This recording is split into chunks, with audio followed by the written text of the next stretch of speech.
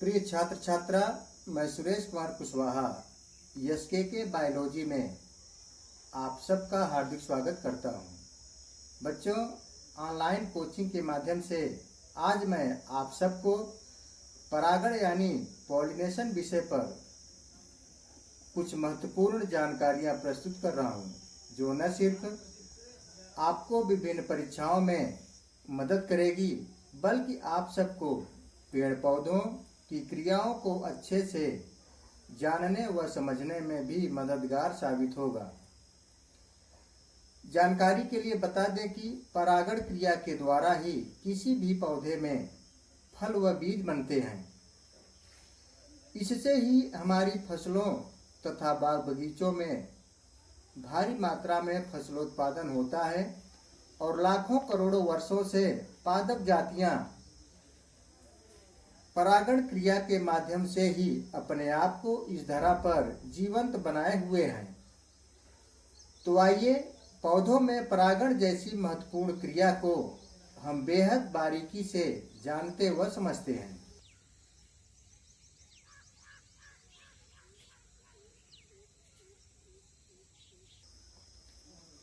परागण से तात्पर्य है परागकोश यानी एंथर से परागकणों का वर्तिका यानी स्टिग्मा तक पहुंचने की क्रिया को ही परागण कहा जाता है।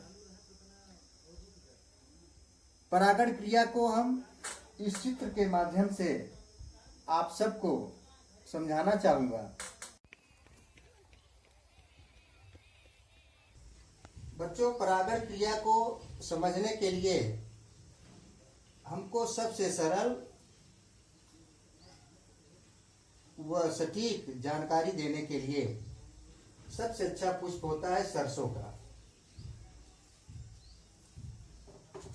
सरसों एक द्विलिंगी पुष्प है और इसके सरसों के पुष्प का जब हम दल और वाह्य दल हटा देते हैं तो कुछ इस तरीके की संरचना नजर आती है। अब इस पुष्प में सिर्फ नर और मादा जननांग बचे हुए हैं।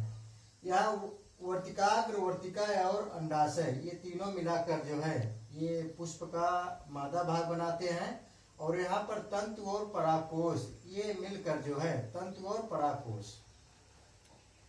ये जो है पुष्प का नर जननांग है।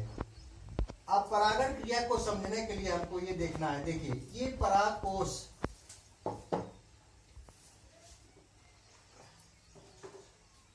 तंतु में के ऊपरी भाग में परागकोश लगे होते हैं और इन्हीं पराग कोशों पर ही छोटे छोटे धूल के रवों जैसे परागकण बनते हैं और ये परागकण हवा के द्वारा, जल के द्वारा या कीटों के द्वारा जब परागकोशों से झड़कर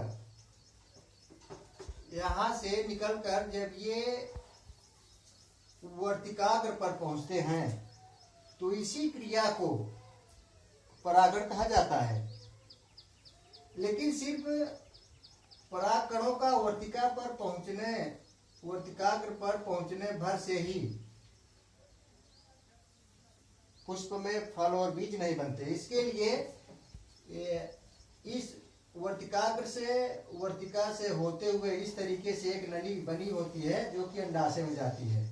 तो परागकण जो है इसी नली से होते हुए यहाँ अंडाशय तक पहुंच जाते हैं, तब जाके पुष्प में फल और बीज बनते हैं।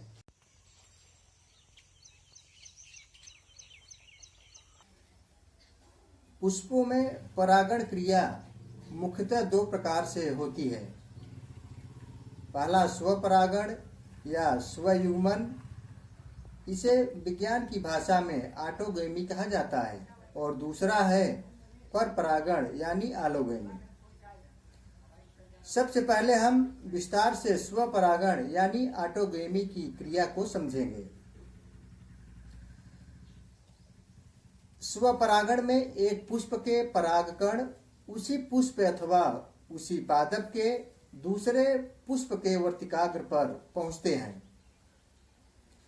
परागण की यह विधि द्विलिंगी व एकलिंगी पुष्प में पाई जाती है।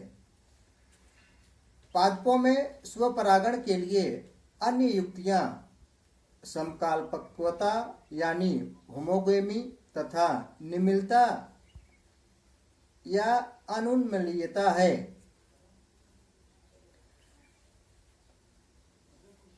समकाल्पता में नर तथा मादा जननांग एक साथ परिपक्व होते हैं, जबकि निमिलता में द्विलिंगी पुष्प सदैव बंद रहते हैं और कभी नहीं खिलते हैं, जैसे खट्टी बूटी यानी आक्जेलिस तथा कोमेलाइना आदि। परागण की दूसरी विधि है पर परागण यानी आलोगेमी। बच्चों, पर परागण में एक पुष्प के परागकण उसी जात के दूसरे पादप के वर्तिकाग्र यानी स्टिग्मा पर पहुंचते हैं।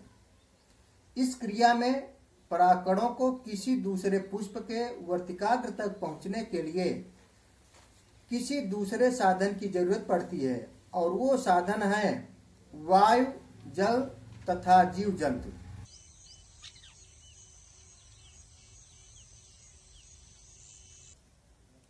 वायु परागण मुख्य रूप से हवा के द्वारा होता है और इस प्रकार का परागण मक्का, बांस तथा ईख आदि में देखने को मिलता है।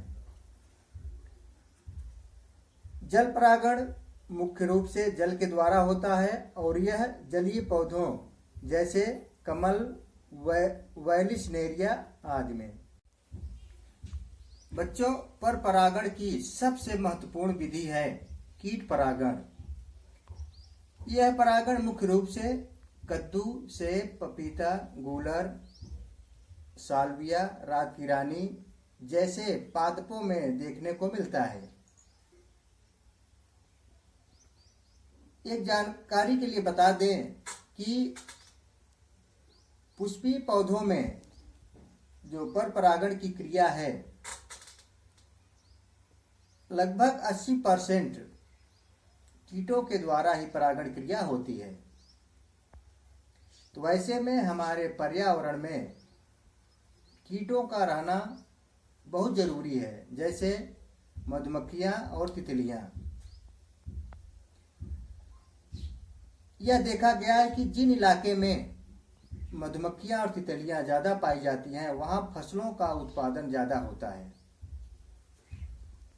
बच्चों, कीट परागण के लिए कीट परागण करवाने वाले पौधे अपने पुष्पों में काफी परिवर्तन लाते हैं, जैसे उनका चटक रंग जो काफी दूर से ही दिखाई देने वाला होता है तथा वे भारी मात्रा में मधु यानी नेक्टर का स्राव व सुगंध उत्पन्न करते हैं, जिससे कीट उनकी तरफ अनायास ही खींचे चले आते हैं और फिर परागण क्रिया संपन्न करते हैं। रात्रि में खिलने वाले पुष्प श्वेत रंग के व काफी सुगंध वाले होते हैं, जिससे वह पुष्प रात्रि को भी न सिर्फ अच्छे से कीटों को दिखाई दे जाते हैं बल्कि उसकी महक से भी आकर्षित होकर कीट उनकी तरफ खींचे चले आते हैं और उनमें परागण क्रिया संपन्न करते हैं।